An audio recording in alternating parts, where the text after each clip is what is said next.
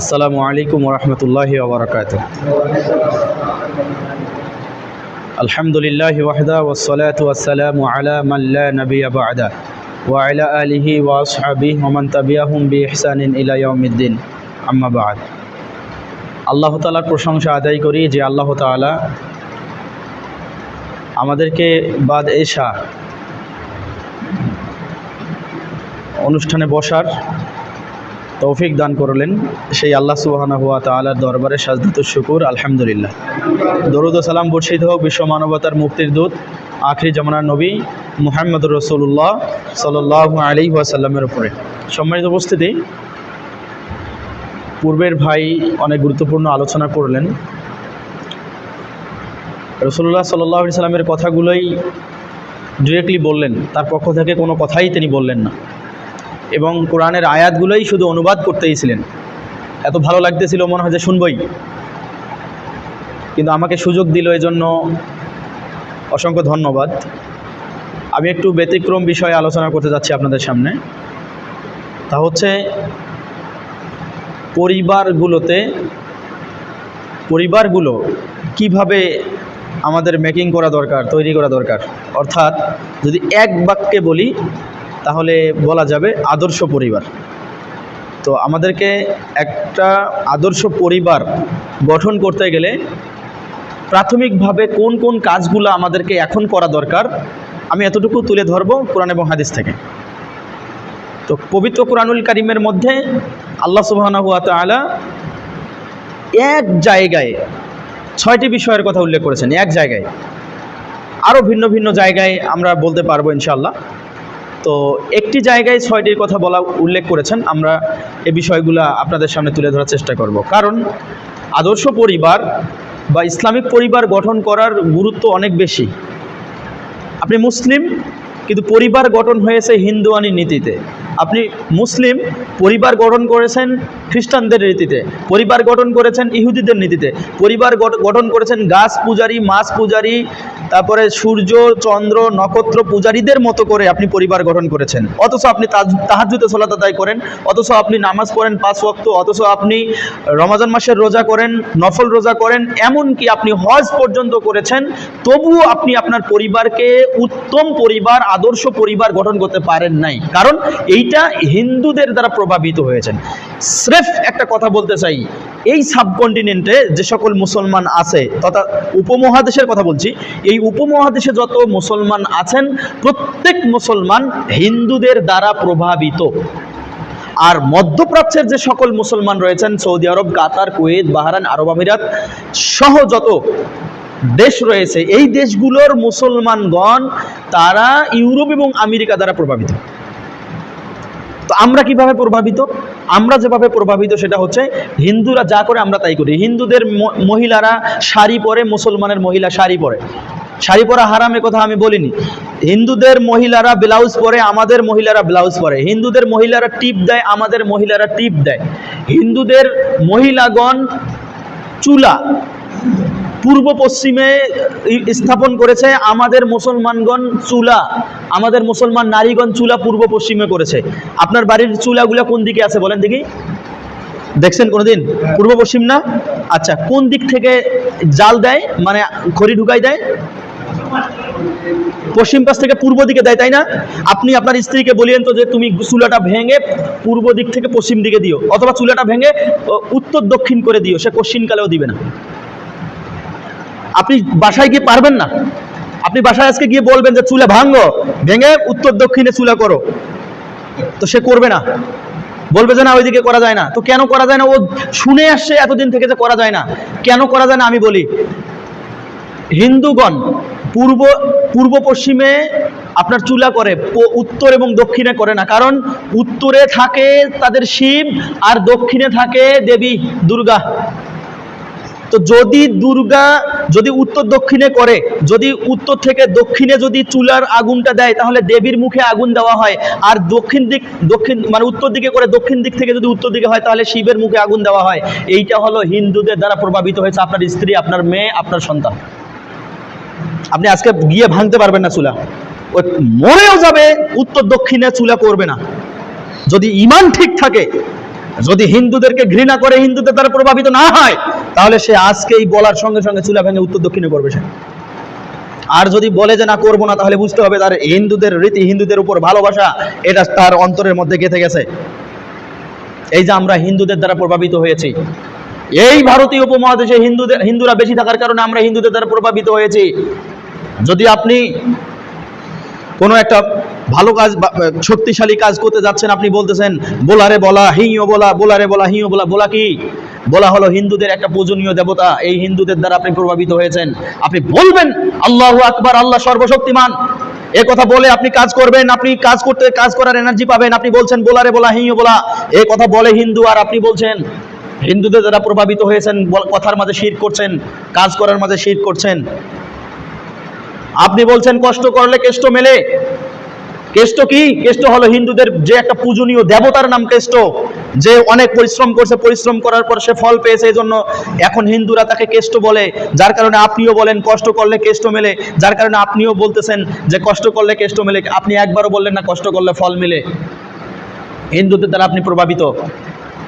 আপনার সন্তান যখন ভালো কিছু করতেছে, ভালো রেজাল্ট করলো, এই যে এসএসসি পরীক্ষা হবে 20 তারিখে শেষ হয়ে যাচ্ছে, পরে রেজাল্ট হবে, আপনার সন্তান যখন A+ করবে, আপনি বলবেন লক্ষ্মী ছেলে আমার, লক্ষ্মী মেয়ে আমার। লক্ষ্মী কি? লক্ষ্মী কি? লক্ষ্মী হলো হিন্দুদের পূজনীয় দেবতা, লক্ষ্মী মা। আপনি আপনার এত বড় ফুটফুটে সুন্দর চমৎকার মুসলমান সন্তানটাকে আপনি লক্ষ্মী বানাই দিলেন। এরকম হাজারো আছে প্রবাদ, যেরকম হাজারো বাক্য আছে যেগুলো আপনি আমি ব্যবহার করি হিন্দুদের দ্বারা প্রভাবিত হয়ে। আর ওই আরব কান্ট্রির যত দেশ রয়েছে তারা প্রভাবিত হয়েছে ইউরোপ এবং আমেরিকার মতো। ইউরোপ এবং আমেরিকা যে কালচারে চলে, তারা সেই কালচারে চলার চেষ্টা করে। ইউরোপ এবং আমেরিকায় এই মিনি স্কার্টগুলো পরে, ছোট ছোট পোশাকগুলো পরে। আমার ওই মুসলিম ভাই এবং বোনদেরকে দেখবেন, তারাও ছোট ছোট পোশাক পরে। তারা যেভাবে ভুরু প্লাগ করে, তারাও সেভাবে ভুরু প্লাগ করে। ওই কাফের এবং মুশরিকরা যেভাবে একবারে চিকন শর্ট ড্রেস পরে, চিপা চাপা ড্রেস পরে, সেই রকম আমাদের মানে জিন্সের প্যান্ট পরে এবং গেঞ্জি গায়ে দেয় আমাদেরও মুসলমান বোনরা, তারাও এরকম করতেছে, তাদের দ্বারা প্রভাবিত হচ্ছে, আরো কত কিছু দ্বারা প্রভাবিত হচ্ছে। এই কাজ করা যাবে না। আমরা যেন অন্যদের দ্বারা প্রভাবিত না হই, অন্যদের দ্বারা প্রভাবিত হয়ে যেন আমরা আমাদের পরিবারগুলোকে যেন ধ্বংসের দিকে ঠেলে না দেই। আল্লাহ তাআলা বলছেন পবিত্র কুরআনুল কারীম 66 নম্বর সূরা তাহরিমের 6 নম্বর আয়াত, ইয়া আইয়ুহাল্লাযীনা আমানু, হে ঈমানদারগণ, কু আনফুসাকুম, তোমরা নিজেরা বাঁচো, ওয়া আহলিকুম নারা, এবং তোমরা তোমাদের পরিবারকে জাহান্নামের আগুন থেকে বাঁচাও। আর এই জাহান্নামকে প্রস্তুত করা হয়েছে ওয়াকুদুহান নাস ওয়াল হিজারা, আর এই জাহান্নামকে ভর্তি করা হবে মানুষ এবং পাথর দিয়ে। তাহলে এই জাহান্নামকে ভর্তি করা হবে মানুষ এবং পাথর দিয়ে। এই জাহান্নামকে গাছ দিয়ে ভর্তি করা হবে না, এই জাহান্নামের মধ্যে মানুষই যাবে। আল্লাহ তাআলা বলছেন লাহুম মালাইকাতুন আলাইহা মালাইকাতুন গিলাজুন শিদাদুন লা ইয়াসুনাল্লাহা মা আমারহুম। সেখানে এমন কিছু ফেরেশতা থাকবে, সেখানে এমন কিছু প্রহরী থাকবে যাদের হৃদয় থাকবে একেবারেই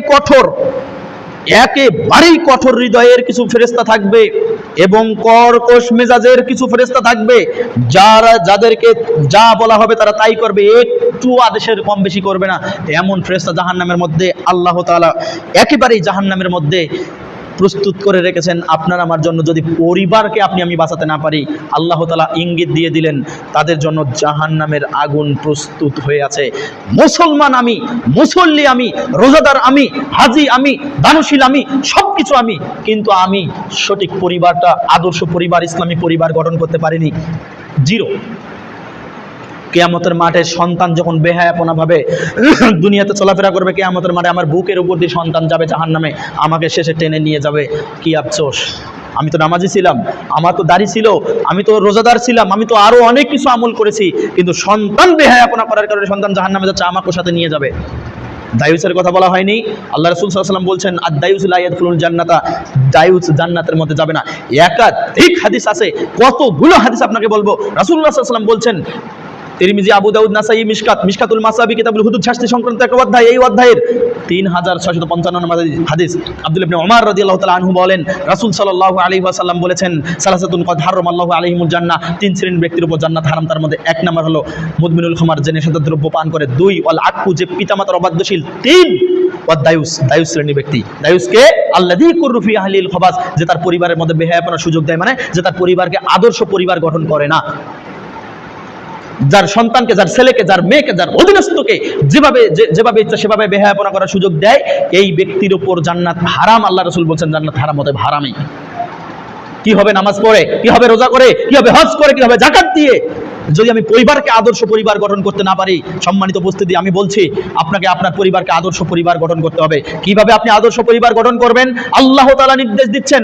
আল্লাহ তাআলা একজন ব্যক্তির বৈশিষ্ট্য, একজন ব্যক্তির ক্যারেক্টার তুলে ধরেছেন সূরা লুকমান এর 12 নম্বর আয়াত থেকে 19 নম্বর আয়াত পর্যন্ত।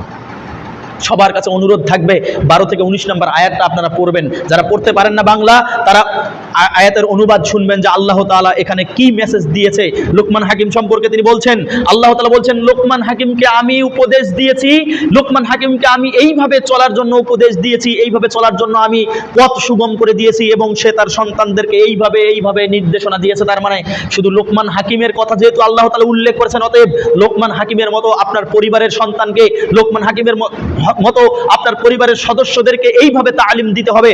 এই মর্মে যে লোকমান হাকিম তার সন্তানকে বলছে, ইয়া বুনাইয়া, হে আমার সন্তান, লা তুশরিক বিল্লাহ, তুমি আল্লাহর সাথে শরীক করবে না, তুমি আল্লাহর সাথে অংশীদার স্থাপন করবে না। ইন্নাশ শিরকা লাযুলমুন আযীম, নিঃসন্দেহে শিরক হলো, নিঃসন্দেহে আল্লাহর সাথে অংশীদার স্থাপন করা হলো বড় পাপ, মহা অন্যায়। সম্মানিত উপস্থিতি, এরপরে বলতে পরের আয়াতে আল্লাহ তাআলা বলছেন, 13 নম্বর আয়াতের মধ্যে আল্লাহ তাআলা বলছেন, ওয়াসাইনাল ইনসানু হামালাতহু উম্মুহু ওয়াহনান আলা ওয়াহনিন। আল্লাহ তাআলা বলছেন, এরপরে আমি এই মানব জাতিকে বললাম, তোমরা তোমাদের পিতামাতাদেরকে এমনভাবে আচরণ করবে, তোমরা তোমার পিতামাতার উপর সদয় হবে, তোমরা তোমার পিতামাতার উপর শ্রদ্ধাশীল হবে, এমনভাবে শ্রদ্ধাশীল হবে যে তোমাদের পিতামাতা এজন্যই শ্রদ্ধাশীল হবে যে ওয়াহনুন আলা ওয়াহনিন, তোমার মা এমনভাবে তোমার উপর কষ্টের উপর কষ্ট করেছে, তারপরে তোমাকে পৃথিবীতে ভূমিষ্ঠ করেছে। কষ্টের উপর কষ্ট মানে যখন আপনাকে পেটে ধারণ করেছে 9 মাস 10 মাস 10 দিন পর্যন্ত আপনাকে পেটে ধারণ করেছে। পেটে ধারণ করার পর এই যে যন্ত্রণা, সে হাঁটতে পারে না, চলতে পারে না, বসতে পারে না, খাইতে পারে না, ঘুমাইতে পারে না, কিছুই করতে পারে না, এত বেশি কষ্ট করেছে। যার কারণে আল্লাহ তাআলা বলছেন, তোমরা তোমাদের পিতামাতার উপর, বিশেষ করে মায়ের উপর সদয় হবে। এরপরে বাচ্চা প্রসব করার সময় যে যত প্রকার মানে যন্ত্রণা রয়েছে, সব যন্ত্রণা তাকে সহ্য করতে হয়েছে। দুধ পান করাতে হয়েছে, বাচ্চাকে মানুষ করতে হয়েছে। আল্লাহ তাআলা বলছেন, ওয়াহনুন আলা ওয়াহনিন, ওই মাকে এত বেশি কষ্টের উপর কষ্ট করতে হয়েছে, সেই মাকে তোমরা কষ্ট দিও না। 2 নাম্বার 3 আল্লাহ সুবহানাহু ওয়া তাআলা বলছেন, এরপরে লোকমান হাকিম তার সন্তানকে বলছে, আকিমিস সালাহ, তুমি সালাত কায়েম করবে। আমরা কতজন আমাদের কতজন সন্তানদেরকে আমরা বলতে পারছি, কতদিন বলতে পারছি তোমাকে সালাত আদায় করতে হবে, তোমাকে সালাত আদায় করতে হবে। আমি আসলাম, আমার সন্তান আসলো না, সন্তান চায়ের দোকানে, সন্তান বাড়িতে শুয়ে আছে, টিভি দেখতেছে, যেভাবে বেহায়াপনাভাবে চলাফেরা করছে, আমি আমার সন্তানকে নিয়ে আসতে পারলাম না নামাজে। অথচ আল্লাহ তাআলা বলছেন, আদর্শ পরিবার গঠন করার 3 নাম্বার মন্ত্র হলো সন্তানকে সালাত আদায়ের তাগিদ দিতে হবে। 4 আল্লাহ তাআলা বলছেন, এরপরে লোকমান হাকিম তার সন্তানকে বলছে, আমরু বিল মারুফ, তুমি সৎ কাজের আদেশ দিবে। কতজন বাবা আছে তাদের সন্তানকে আমরা শিখাই যে তুমি সৎ কাজের আদেশ দিবে। সন্তান পাশে যদি একটা পুকুর থাকে, পুকুরে গিয়ে একটা ছিপ দিয়ে মাছ তুলে নিয়ে গিয়ে বাড়িতে চলে গেছে। বাড়িতে চলে যাওয়ার পরে মা এবং বাবা খুবই খুশি, ওহ আমার সন্তান একটা মাছ নিয়ে চলে আসে। পাশে আমের বাগান আছে, আম একবারে ব্যাগ ভর্তি নিয়ে বাড়িতে চলে গেল। পিতা মাতা হয়ে আপনি, গার্ডিয়ান হয়ে আপনি এটাকে বলবা, আমার সন্তান এখন বাইরে থেকে নিয়ে আসা শিখছে। কোথা থেকে নিয়ে আসলো, কিভাবে নিয়ে আসলো আপনি বলতে পারলেন না, আপনি তাকে সার্চ করতে পারলেন না, আপনি তাকে বলতে পারলেন না, ধমক দিতে পারলেন না। বুঝতে হবে আপনি দায়ুস, বুঝতে হবে আপনার পিতা হওয়ার, আপনার গার্ডিয়ান হওয়ার কোনো যোগ্যতা নেই, আপনি যোগ্যতা হারিয়ে ফেলেছেন। আল্লাহ সুবহানাহু ওয়া তাআলা এই লোকমান হাকিমের কথাই বর্ণনা করে বলছেন, ওয়া'মুর বিল মা'রুফ। লোকমান হাকিম তার সন্তানকে বলছে, তোমাকে সৎ কাজের আদেশ দিতে হবে। 4 তোমাকে অসৎ কাজ থেকে দূরে থাকতে হবে, অসৎ কাজ থেকে দূরে থাকতে হবে। আমরা কতজন আমাদের সন্তানদেরকে আমরা এই তালিম দিয়েছি? আল্লাহ সুবহানাহু ওয়া তাআলা পরের পক্ষে বলেন 5 নাম্বার, ওয়াসবির আলা মা আসাবাক, যখনই তোমার মুসিবত হবে, যখনই তোমার বিপদ হবে, তুমি ধৈর্য ধারণ করবে। কেমন ধৈর্য? আল্লাহ সুবহানাহু ওয়া তাআলা মুহাম্মদ সাল্লাল্লাহু আলাইহি ওয়াসাল্লামকে বলেছেন ফাসবির, তুমি ধৈর্য ধারণ করো হে মুহাম্মদ, তুমি ধৈর্য ধারণ করো সবরান জামিলা, এমন ধৈর্য ধারণ করো যে ধৈর্যটা হলো সুন্দর ধৈর্য। আমরা কি সুন্দর ধৈর্য ধারণ করতে পারি? বিপদ আসলেই বিচ্ছিন্ন হয়ে যাই, বিপদ আসলেই বিচলিত হয়ে যাই, বিপদ আসলেই নিজের আর কোনো কিছুই আর করতে পারতেছি না, ব্যালেন্স করতে পারতেছি না। বিপদ আসলে ধৈর্য ধারণ করতে হবে, এইটাও সন্তানকে তালিম দিতে হবে। এর পরেই তারপরের আয়াতে আল্লাহ সুবহানাহু ওয়া তাআলা বলছেন যে লোকমান হাকিম তার সন্তানকে এখন বলতেছে ওয়ালা তামশি ফিল আরদি মারাহা, সন্তান, ছেলে, বৎস, তুমি জমিনে দম্ভ ভরে, তুমি জমিনে অহংকারের সাথে চলাফেরা করবা না। বলেন তো, এই যে 6টি বা 7টি সাইনের কথা বললাম, 6টি বা 7টির উপদেশের কথা বললাম, এই 6টি 7টি উপদেশ আমরা কি আমাদের সন্তানকে দিয়েছি? তাহলে কিভাবে আমাদের পরিবারগুলো আদর্শ পরিবার গঠন হবে, কিভাবে আমাদের পরিবারগুলো ইসলামিক পরিবার হবে? আমরা কিন্তু এটা করি না। আমরা আমাদের পরিবারকে কিভাবে চালাই? পিতা হয়েছি, আমাকে উপার্জন করে নিয়ে আসতে হবে, সকালে ঘুম থেকে উঠে আমাকে ব্রাশ করতে হবে, ব্রাশ করার পর এখান থেকে চলে গিয়ে মাঠে ঘাটে, তারপর যার যেখানে কাজ, অফিসে, দোকানে, যার যেখানে কাজ, স্কুল, কলেজ, মাদ্রাসা, ইউনিভার্সিটি, যার যেখানে কাজ আমরা সেখানে গিয়ে কাজ করে এসে বিকালে আবার সন্ধ্যার সময় এসে বাড়িতে ঢুকলাম, বাড়িতে ঢুকে আবারও হাত মুখ ধুয়ে একটু নাস্তা পানি করে এসার সময় আবারও খাবার খেয়ে আমি ঘুমিয়ে গেলাম। পরিবার এটার নাম অভিভাবক নয়, এটার নাম অভিভাবক নয়। আপনাকে অভিভাবকত্ব দেখাতে হবে, আপনার সন্তানকে আপনাকে নিয়ে বসতে হবে, আপনার স্ত্রীকে নিয়ে বসতে হবে, সাপ্তাহিক একদিন হলেও তালিমের ব্যবস্থা করতে হবে। কতজন আমরা আছি সপ্তাহে একদিন হলে তালিম করেছি পরিবারের মধ্যে? পরিবারের সন্তানকে বসাতে হবে, কমপক্ষে তালিম করতে না পারলেও খাবার টেবিলে বলে দিতে হবে সপ্তাহে একদিন আমরা সবাই একসঙ্গে খাবো, হতে পারে ভিন্ন ভিন্ন সময় খান, সপ্তাহে একদিন আমরা একসঙ্গে খাবো, খাওয়ার পূর্বে আমি 5 মিনিট ওয়াজ করব, খাওয়ার পূর্বে আমি 5 মিনিট তোমাদেরকে উপদেশ দিব, তোমরা অপেক্ষা করবে। এই কথা বলে প্রত্যেক সপ্তাহে আপনাকে তালিম দিতে হবে। কারণ তালিম যদি আপনি না দেন, আর আপনি যদি অভিভাবকত্ব যদি আপনি নিজেকে প্রমাণ করতে না পারেন, তাহলে আপনি দায়ুস হবেন, আর দায়ুসের জন্য জান্নাত হারাম, দায়ুসের জন্য জাহান্নাম অবধারিত। সম্মানিত উপস্থিতি, আপনার কারণে আপনার সন্তান বেহায়াপনা করে, আপনার কারণে আপনার সন্তান মূর্তি পূজক হয়, আপনার কারণে আপনার সন্তান বিড়ি টানে, আপনার কারণে আপনার সন্তান মদখোর হয়, আপনার কারণে আপনার সন্তান জিনাখোর হয়, আপনার কারণে আপনার সন্তান আরো যত ধরনের পাপ আছে, সুদখোর, ঘুষখোর, যত খোর আছে সব খোর হয়।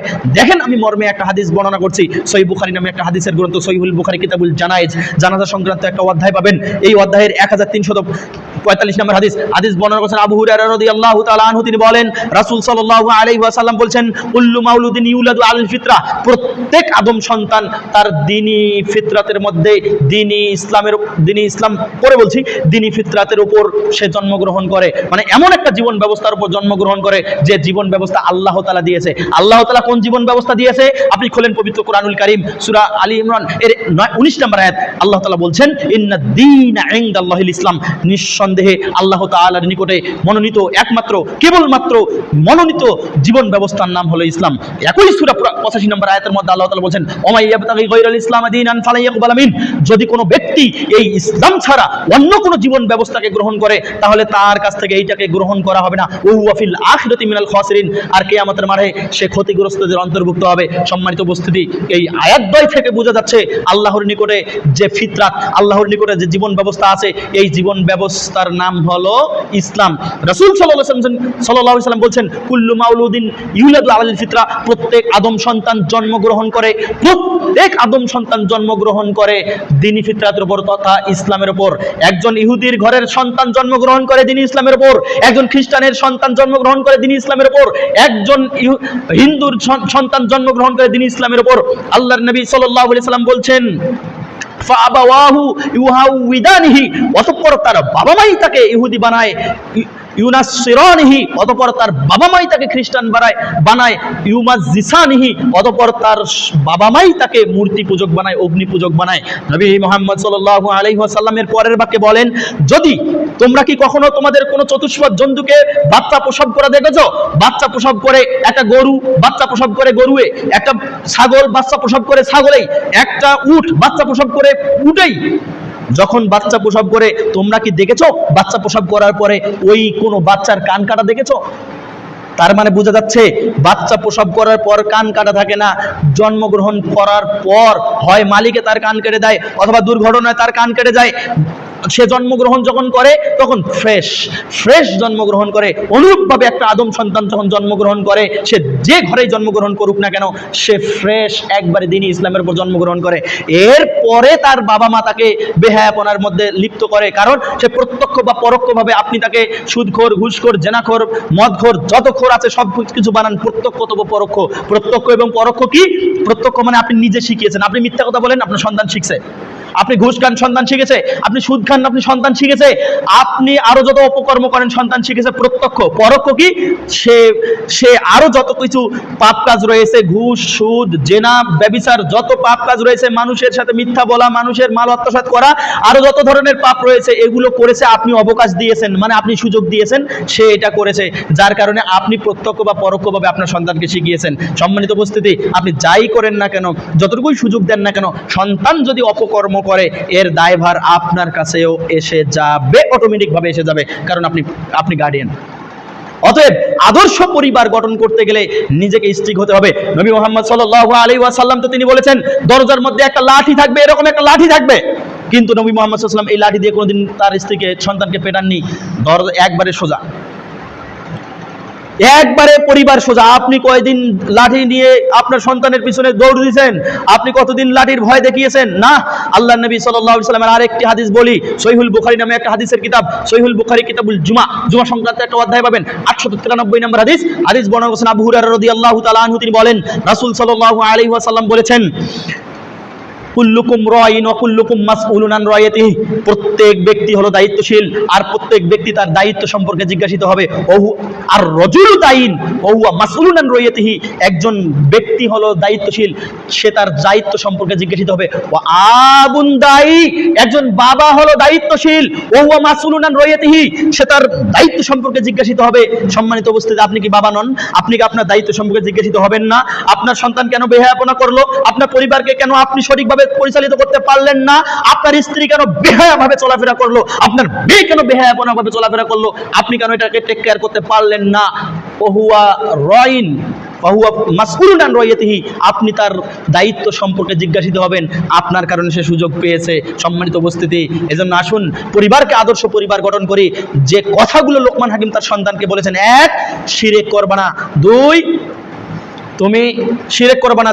2 নম্বরে বলেছে, ভুলে গেলাম, 1 নাম্বার তুমি শিরক করবা, 2 নাম্বার পিতামাতার সাথে সদাচরণ করবে, 3 সালাত আদায় করবে, 4 ভালো কাজের আদেশ করবে, 5 মন্দ কাজ থেকে নিষেধ করবে, তারপরে 6 নাম্বার হলো ধৈর্য ধারণ করবে, 7 নাম্বার হলো দুনিয়াতে জমিনে, আল্লাহর জমিনে দম্ভ ভরে অহংকারের সাথে চলাফেরা করবে না। অন্ততপক্ষে এই 7টি দিয়ে হলেও আমরা আমাদের পরিবারের তালিম আমরা চালু করতে পারবো ইনশাআল্লাহ। পারবো ইনশাআল্লাহ। এখানে আপনাকে ফোর্স করা হচ্ছে না, আমরা এমন না যে আপনাকে ফোর্স করে আপনাকে করাবো, আমরা আপনাকে দাওয়াত দিতে এসেছি ভাই। আপনি মনে করিয়েন না যে ওরে বাবারে এইরকম কেন কথা বলে যাচ্ছে, আমাদেরকে কেন ফোর্স করতেছে, কেন আমাদেরকে জোর করতেছে, জোর করে কি এরকম হয় না? আমরা আপনাকে জোর করি নেই ভাই, আমার বক্তব্য দেওয়ার ধরনে তাই, এই জন্য এইভাবে বক্তব্য দিলাম। আপনি মানবেন, না মানবেন নাই, তবে বলার দায়িত্ব আমাদের। আজকে নাই হয়, আরো 3 মাস পরে এসে আবারও বলবো, হবে না আবার 3 মাস পর আবারও বলবো, আরো 3 বছর পর আবারও বলবোই। আল্লাহ আমাকে বলার দায়িত্ব দিয়েছে, এজন্য বলবো। একবার তো আল্লাহ তাআলা আপনাকে কবুল করবে, আপনার পরিবারকে কবুল করবে, হয়ে যাবে ইনশাআল্লাহ।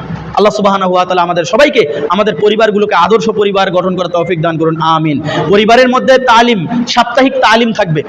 তো আপনি বলবেন আমি হুজুর না, আলেম না, হাফেজ না, কিছুই না, আপনাকে কিছুই হইতে হবে না, আপনি তো অন্ততপক্ষে ভালো এবং মন্দটা বুঝেন, এইটাই তালিম দেন। আপনি তো সপ্তাহে 1 দিন আসেন খুতবা শুনতে, এই যে আজকে আপনি এখানে শুনলেন, এই কথাগুলো মনে থাকবে না? এগুলোই তালিম দেবেন, এগুলোই তালিম হবে। আল্লাহ সুবহানাহু ওয়া তাআলা আমাদের সবাইকে, আমাদের পরিবারগুলোকে আদর্শ পরিবার গঠন করার তৌফিক দান করুন, আল্লাহুম্মা আমিন। এই বলে আমি শেষ করছি। সুবহানাকাল্লাহুম্মা বিহামদিকা আশহাদু আল্লা ইলাহা ইল্লা আনতা আস্তাগফিরুকা ওয়া আতুবু ইলাইক।